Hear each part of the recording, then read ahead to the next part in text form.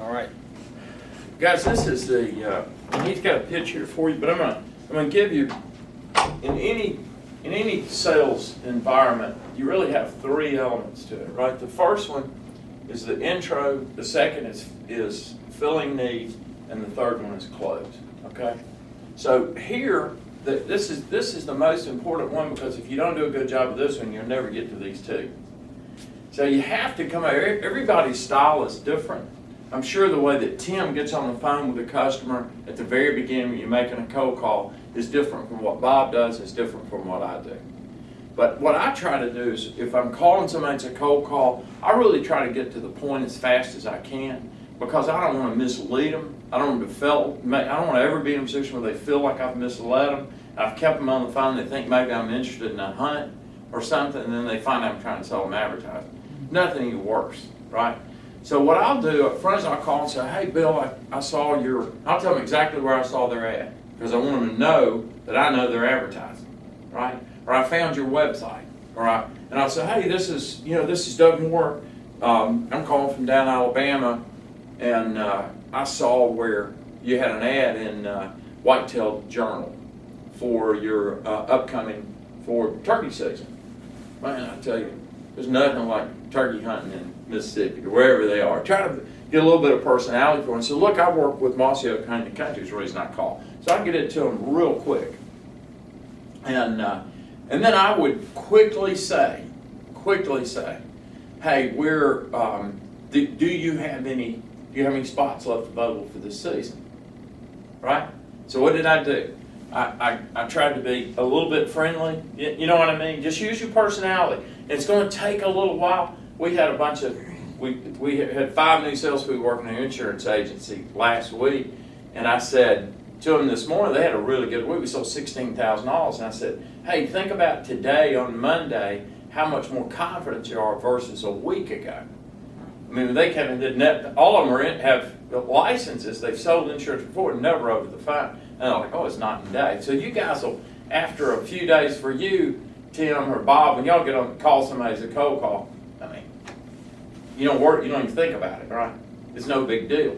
But so it seems a little foreign right now, but once you've done it 1,000 times, it'll come as second nature. So just be yourself. Use your own personality. Don't try to be somebody else. If you're not super upbeat, don't pretend like you're super upbeat, right? But just talk to them and not at them. You know what I mean? So the intros, hey, this is Matt O'Rear. I'm calling from Alabama. I saw where you had an ad. I saw your website, but you guys have openings for turkey season this year. I'm with Mossy Oak Hunting Country Magazine. Do you guys have any? You have any spots left? Right now, why would I ask that question early on? Pain. I'm trying to get them in touch with their pain. What's their pain? Not filled up. Unbooked hunts. I mean, you know from being an outfitter, right? You were a fishing guide it wasn't Colorado. Where was it? Arizona. Colorado River. Colorado River. Yeah. If you got days you don't have booked, that's lost money. Right. You know, there's no replacing it. Once it's gone, it's gone. Turkey season is very short.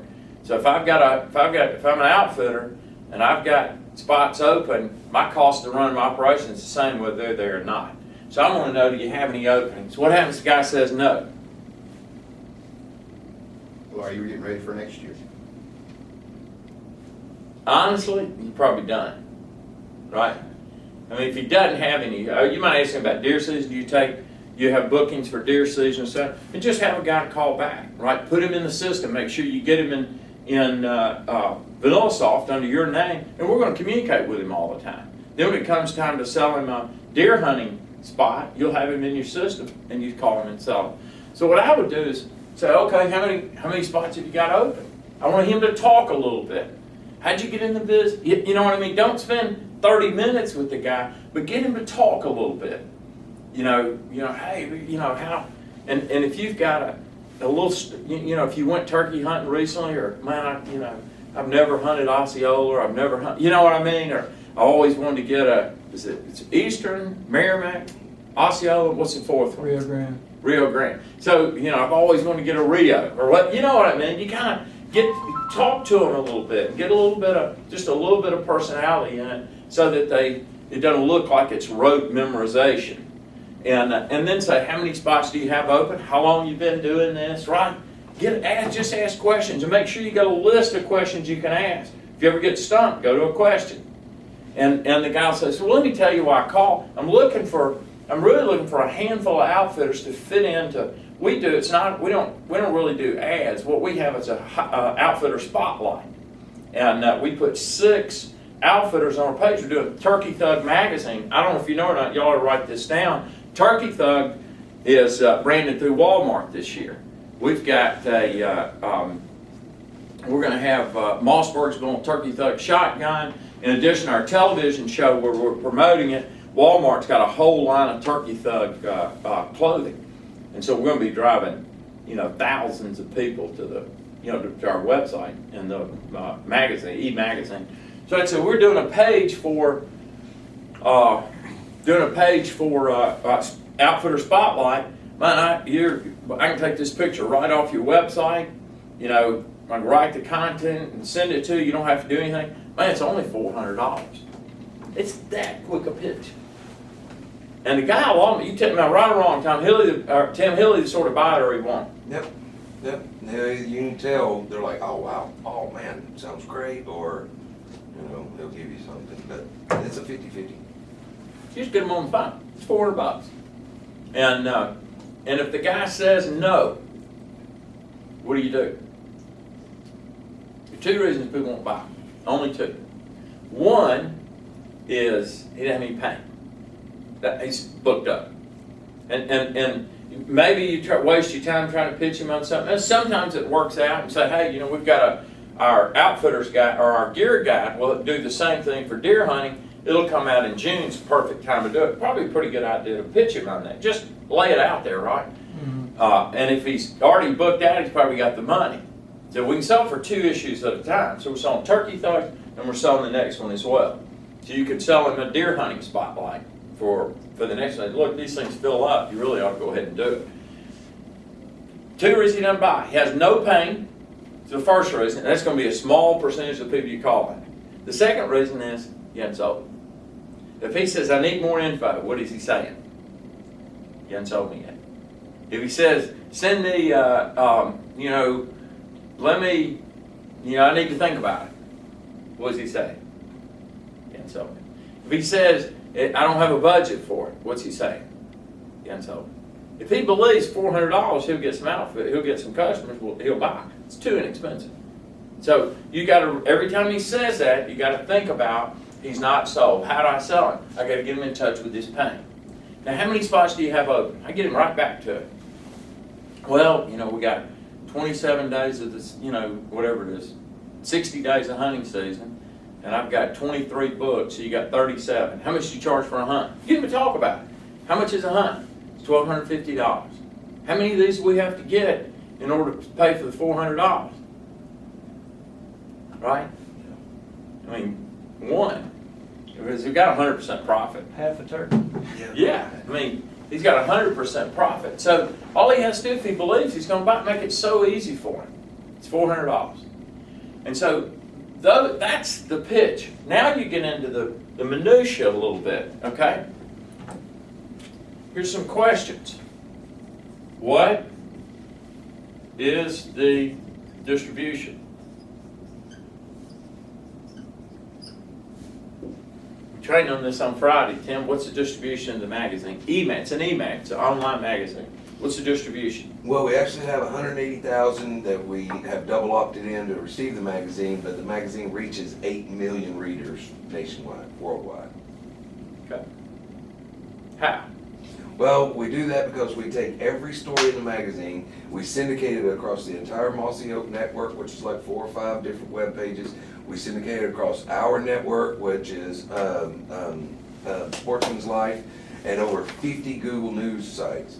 And then we take it and we put it out on our social network, which is like Twitter and Facebook, that will reach almost 10 million people. Sending them back to the magazine. Go ahead.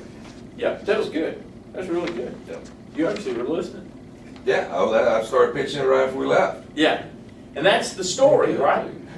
So the thing is, I can take if I'm selling somebody a full page ad in a magazine that reaches 500,000 people, you know how much we have to charge for it? For a full page, for 500,000 distribution.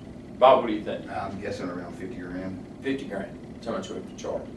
But if it's digital distribution, I can reach 500,000 people and charge them $2,500, right? Now, would they rather have 500,000 copies in print? Maybe so. But would I rather have digital distribution of 500,000 for $2,500 or print distribution and pay 50? Which would you do? And that's the way to kind of explain. So look, the cost of printing is the paper and the ink and the postage that gets you. I can use, because we're connected to Mossy Oak, what we're saying is incredibly believable, because Mossy Oak's one of the top brands in the whole industry. So every story we write goes on mossyoak.com and all their websites and all of our network. We have a huge network of outdoor sites and just news sites. And I wouldn't say 50 Google News, but I'd just say generally, right? I'd just say we have this huge network. So we take every story, we syndicate it out, driving people back to the e-magazine. So you'll have tens of thousands of people who are interested in turkey hunting see your story. Pre-qualified. See, yeah, they're interested in turkey hunting because they're coming back to read turkey story. So this is really a simple pitch if you do it the way I'm telling you. And what you want to do with each other, you want to take those notes and then pitch each other back and forth, right? So Matt's pitching Mike and Mike vice versa. Y'all go back and forth and pitch each other, and then you'll pitch Philip, and we'll get you to pitch these guys a little bit, and then you'll pitch me, and I'll critique you, and we get you so that I feel like, okay, he probably knows, you know what I mean? He's going to, then let's go make 20 calls. Let's get 10 people on the phone and pitch them, and then we'll get from you what the feedback is. What are they telling you? And then we'll coach you a little bit. So, okay, try this, and try this, and try this. So that's really the training process. We get into other products that can be more sophisticated, but this is so simple. Don't take it and make it more complicated. In any sales scenario, the real mission is to take something complex and make it simple. So this couldn't be more simple. You with me? Bob, how many hundreds of thousands of dollars worth of advertising do you sell using this right here? A bunch of hundreds of thousands of dollars. Many times. So it's just, that's it. That's the pitch. And we want to just, this week, I'd like to have you guys making some calls by Wednesday for sure. Okay? What else? Y'all gonna have a lot more questions as we go along. That's it for now. So I want to give you something. I don't know how to turn this thing off, guys. Anybody know how? This one?